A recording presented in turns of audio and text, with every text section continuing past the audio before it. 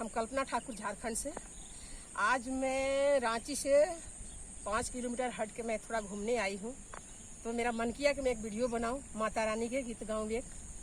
तो आप लोग सुनिए माता रानी के भजन गाओ। हाथवा में ले ली मैया लाल की चुनरिया, मैया लाल की चुनरिया हो कि चाली भैली ना, मैया गंगा सननवा हो कि चाली भैली ना, मैया गंगा सननवा हो कि चाली भैली ना।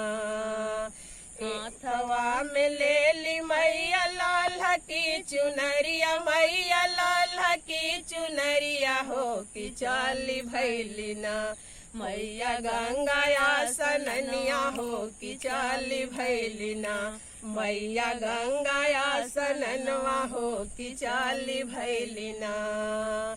एक कोस गईली मैया, दुई कोस गईली मैया, दुई कोस गईली हो नहीं रे मिलना, मैया के गंगा जी के घटवा हो नहीं रे मिलना, माई के गंगा जी के घटवा हो नहीं रे मिलना। एक पौआ फेरली मैया, दूसरे पौआ फेरली मैया के मिली गईले ना, मैया के गंगा जी के घटवा हो कि मिल गईले ना, माई के गंगा जी के घटवा हो कि मिल गईले ना।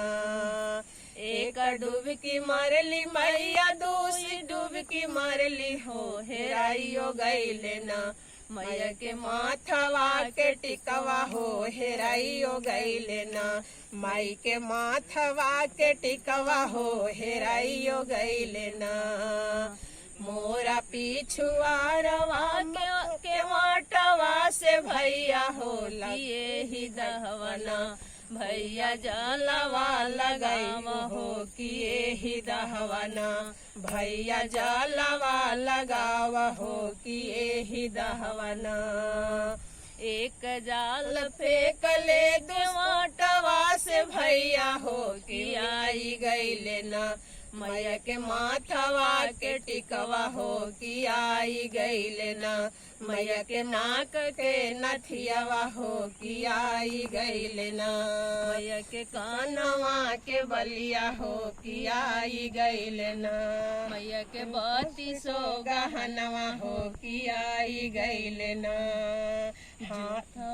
हाथवा में ले ली मैया लाल की चुनरिया हो कि चाली भैली ना, मैया गंगा सननिया हो कि चाली भैली ना।